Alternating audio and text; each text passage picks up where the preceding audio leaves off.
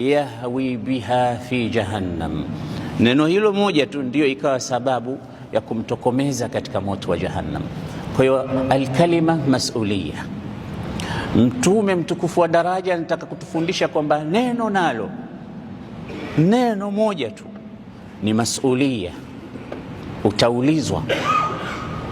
Ndio maana zimekuja aya ya ayyuhalladhina amanu taqullaha wa qulu qawlan sadida, enyi mlioamini semeni maneno mazuri baada ya kumsha Allah. Wa qulu linnasi husna, semeni kuwaambia watu mazuri.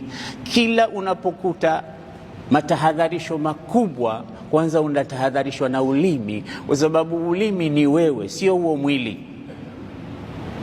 Fa anta bin nafsi la bil jismi insanu, wewe umeitwa insan sio sababu ya body, sio sababu ya rangi yako, kwa sababu ya nafsi yako ambayo ni kitu kilichokuwa ndani, jauhar, moyo wako. Kwa intabih, hivi vitu ndivyo vyenye kumpeleka mtu pahala pabaya. Ndio maana Mtume aliulizwa, ma aktharu shay'in yudkhilu an-nasa an-nar, ni kitu gani kitawapeleka watu motoni kwa wingi? Akasema al-lisanu wal-farj, motoni wataenda kwa wingi kwa sababu ya tupu zao na ndimi zao.